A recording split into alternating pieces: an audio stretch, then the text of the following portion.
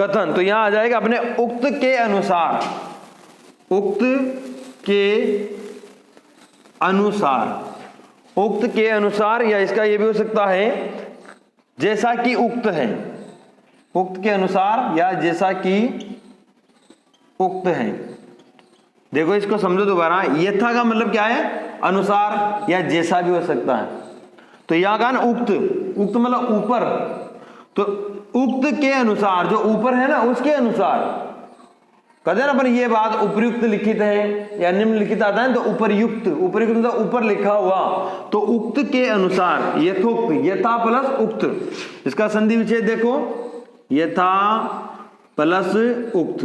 यथा का मतलब क्या हो गया अपने जैसा या अनुसार, ठीक। उक्त का मतलब क्या होता है, ऊपर, तो जैसा ऊपर है भाई, जैसा उक्त है यानी कि जैसा ऊपर है भाई। यहाँ समास में जब हम विग्रह करते हैं तो हमें यहाँ पर उक्त की जगह उक्त ही लिखना पड़ेगा, ऊपर नहीं लिख सकते हम, हो सके जहां तक यानी कि शब्दों का प्रयोग करना पड़ेगा अपने को। तो यथा का तो अपने को अर्थ याद है, यथा का तो ये अर्थ प्रयोग कर सकते कि जैसा अनुसार, तो उक्त के अनुसार या जैसा उक्त है, ठीक है। आगे देखो, अगला है अपने यथार्थ, इसमें भी वही आ जाएगा, यथा का मतलब क्या होता है, वही जैसा, तो यथार्थ का आ जाएगा अपने अर्थ है इसमें, यथार्थ अर्थ के अनुसार, अर्थ के अनुसार या जैसा अर्थ है, ये भी हो सकता है, अर्थ के अनुसार या जैसा अर्थ है यथार्थ। यथोचित, यथा प्लस उचित होगा इसका, तो जितना उचित है, जितना उचित है। अब यहाँ यथा का अर्थ जितना में ले लिया आपने, जितना उचित है या जितना उचित हो, यथोचित कहेंगे उसे। जैसे हम कहें यथाशक्ति, तो शक्ति के अनुसार, यथाशक्ति शक्ति के अनुसार, वैसे यहाँ पर है यथोचित, जितना उचित हो उतना। यथा संभव, तो इसका भी क्या हो जाएगा, वही जैसा संभव हो, यथा संभव, जैसा संभव हो। सोल्लास, इसको समझिए आप, देखो सोल्लास, इसका क्या संधि विच्छेद है पहले देखते हैं, स प्लस उल्लास, उल्लास यानी आनंद, स का मतलब क्या होता है, सहित, स का मतलब सहित, तो उल्लास सहित, हाँ उल्लास के साथ भी कर सकते हो आप, तो यहां लिख लो आप सोल्लास यानी कि उल्लास सहित, उल्लास सहित, उल्लास सहित। यहां देखो आप सावधान, इसमें क्या है, स प्लस अवधान, स का मतलब क्या बताया था मैंने अभी आपको, सहित, तो अवधान सहित, ध्यान सहित खड़े होते हैं ना अपन, सावधान, स्कूलों में नहीं कराते कि सावधान विश्राम, तो सावधान यानी कि अवधान सहित, बिल्कुल सावधान खड़े हो जाओ आप, तो यहां हो जाएगा अवधान सहित, अवधान का मतलब बिल्कुल ध्यान, अवधान सहित।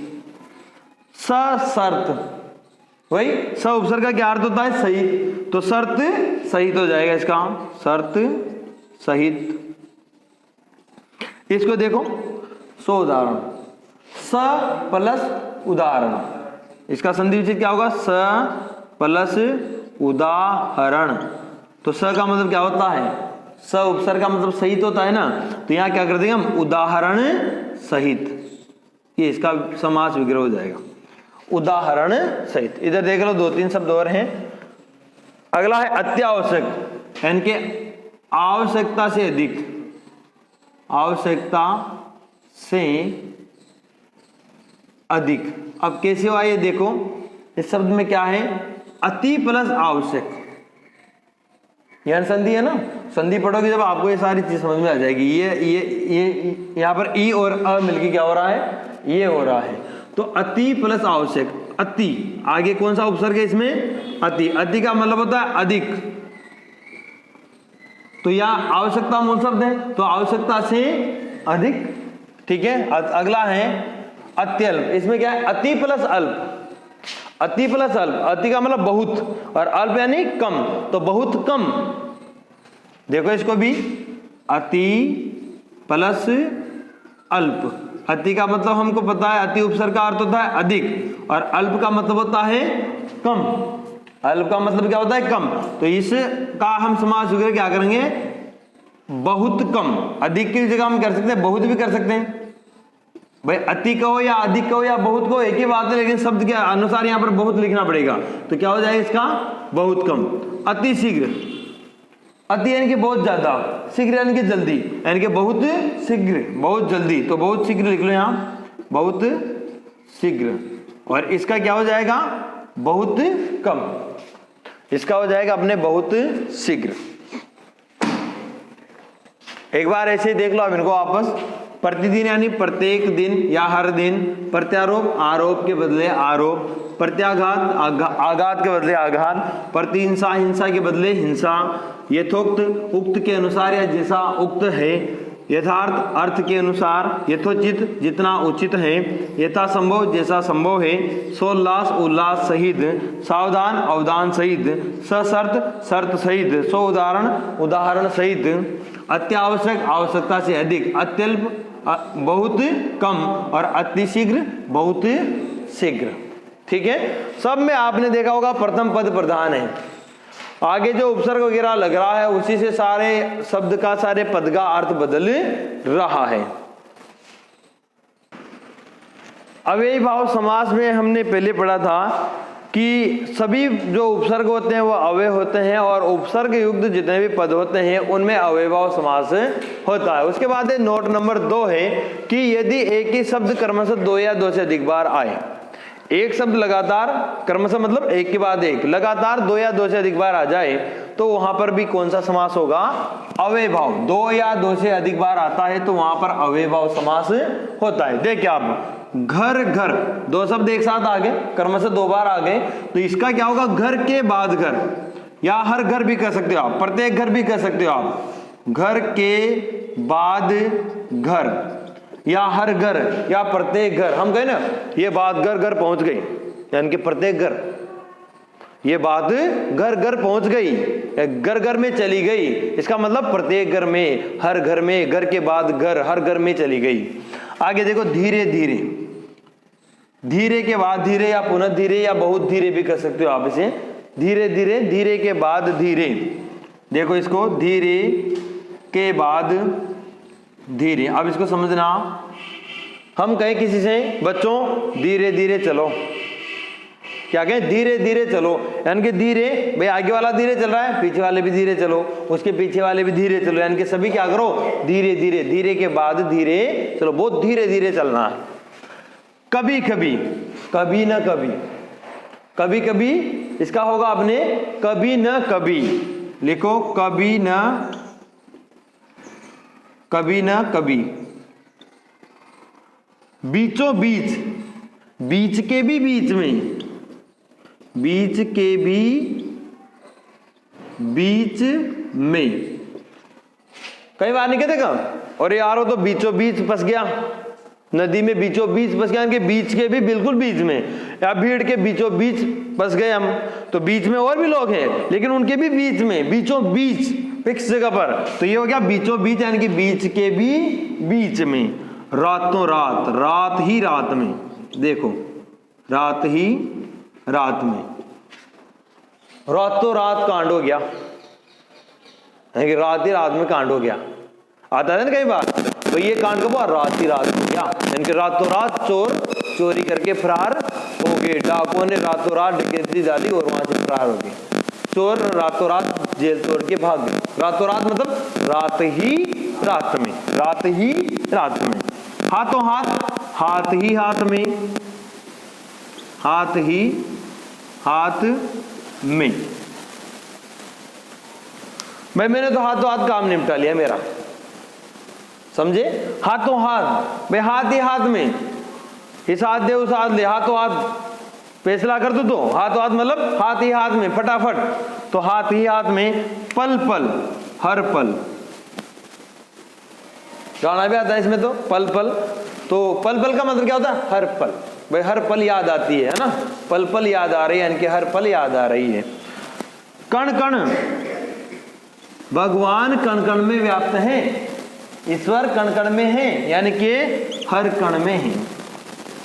गांव गांव, वो तो गांव गांव घूमता रहता है, यानी कि हर गांव या प्रत्येक गांव, हर गांव या प्रत्येक गांव। गली गली, हर गली, गली गली घूमते रहते हो, मतलब एक गली में थोड़ी घूमता रहता है वो, गली गली घूमते रहते हो मतलब प्रत्येक गली में घूमता रहता है। आगे देखो, दिनों दिन, दिन के बाद दिन, दिनों दिन, दिन के बाद। यार ये बात तो दिनों दिन ही बढ़ती जा रही है, यानी कि बीमारी दिनों दिन बढ़ती जा रही है, कि दिन के बाद दिन में भी बढ़ती जा रही है, हर दिन बढ़ती जा रही है, दिनों दिन हो गया।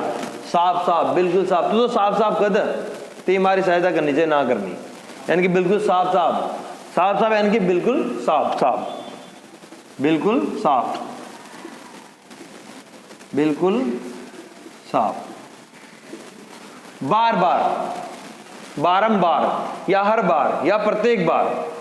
यार तो बार बार का दिमाग खराब कर तुम्हारा, कहते नहीं कहते अपन, तो बार बार इनके बारंबार, अभी कर लिया फिर और करेगा, इनके प्रत्येक बार हो जाएगा, कि प्रत्येक बार, हर बार जब भी आता है तो ये करता रहता है, प्रत्येक बार या बारंबार। तेरे एक ही काम है क्या, पास पास। भाई हम पास पास बैठे हैं, मतलब पास के भी पास, बिल्कुल पास बैठे हुए हैं, पास पास यानी कि बिल्कुल पास, बिल्कुल पास। धड़ाधड़, धड़ाधड़ कहते हैं ना, दही के तो धड़ाधड़, मतलब एक के बाद और दियो, एक दही और दियो, यानी कि धड़ाधड़, धड़ के बाद पुनः धड़ की आवाज। एक बार धड़ दे ली, फिर दूसरी बार और धड़, तो एक धड़ के बाद पुनः धड़ की आवाज, धड़ के बाद पुनः धड़ की आवाज,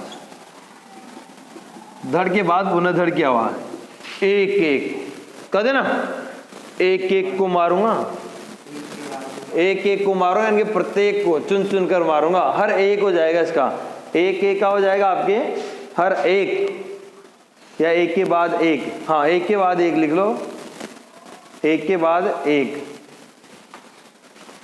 एक के बाद एक, के बाद एक, एक एक कहते ना अपन, भाई लाइन से आओ, एक एक आओ, हाँ कोरोना का टीका लगाने एक एक आओ, हाँ तो एक एक का मतलब एक के बाद एक आओ भाई, है ना, जल्दबाजी मत करो।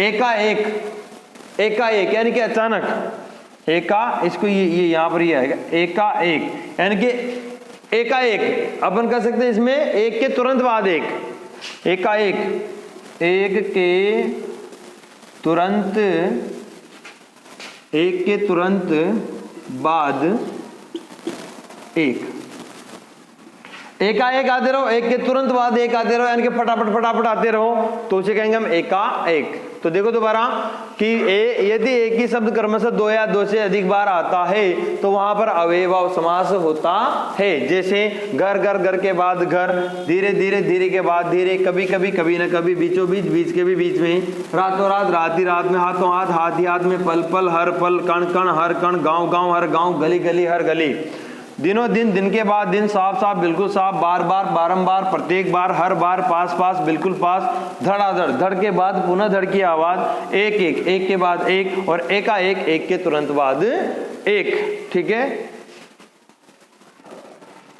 अव्ययभाव समास का अंतिम जो नोट है अपने 3 नंबर की, किस कारण कहां पर अव्ययभाव समास होना चाहिए, कहां नहीं। हमने शुरू में लिखा था कि उपसर्ग युक्त शब्दों में अव्ययभाव समास होता है, लेकिन उसमें आपको एक चीज ध्यान रखनी है कि यदि कोई उपसर्ग वहां पर विशेषण का काम कर रहा है, विशेषता बता रहा है किसी की, तो वहां पर फिर अव्ययभाव समास नहीं होगा।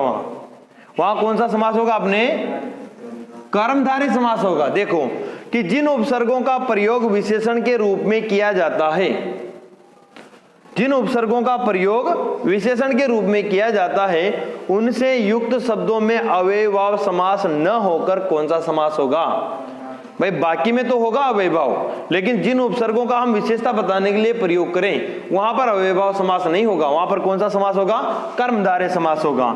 जैसे जहां सु, कु, दुर, दुस, सत, बद आदि उपसर्गों से युक्त शब्द आते हैं वहां पर कर्मधारय समास होता है।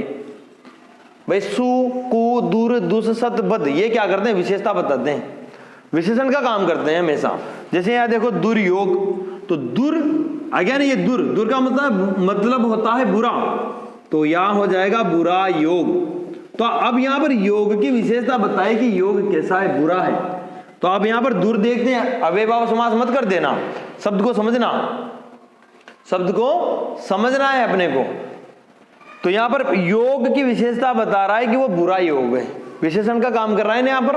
फिर देखो आप सुयोग, सु का मतलब होता है अच्छा, योग का मतलब योग, तो अच्छा योग। तो ये हमेशा ये जो उपसर्ग है ना, सु कु दुर दुस सत बद, विशेषण के रूप में काम में लिए जाते हैं और ये विशेषता बताते हैं, इसलिए इनमें कर्मधारय समास होता है, अव्ययभाव समास नहीं होता है। ठीक है।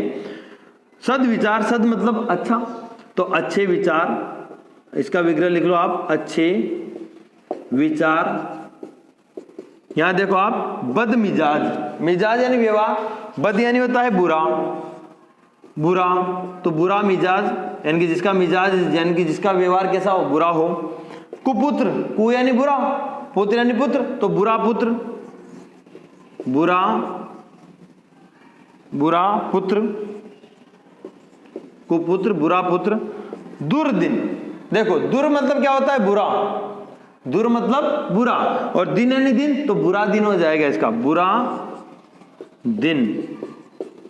यहां देखो सु यानी होता है अच्छा, अच्छा, पाचे यानी पचना, तो अच्छा है जो पचने में, अच्छा है जो पचने में या पचाने में, ये हो गया अपने। अब देखो यहाँ सब में देखो आप, ये योग की विशेषता बता रहा है, यहाँ विचार अच्छे हैं, मिजाज बुरा है, पुत्र बुरा है, दिन बुरा है और पचने में अच्छा है। तो ये देखो आगे दुर सु सद बद कु, यहाँ दुर, इसमें भी दुर्दिन है ना, यानी कि दुर्दिन में देखो आप दुर प्लस दिन है ना, तो इसमें भी दुर है। सु पाचे, इन सब में आगे ये जो उपसर्ग आ रहे हैं, सु कु दुर दुस सत बद, ये सब क्या कर रहे हैं, अपने यहाँ पर विशेषण का काम कर रहे हैं, इनकी विशेषता बता रहे हैं। इसलिए यहाँ पर कौन सा समास होगा, कर्मधारय, अव्ययभाव समास नहीं होगा, ये ध्यान रखना आप। ठीक है, अव्ययभाव समास कंप्लीट हो आपने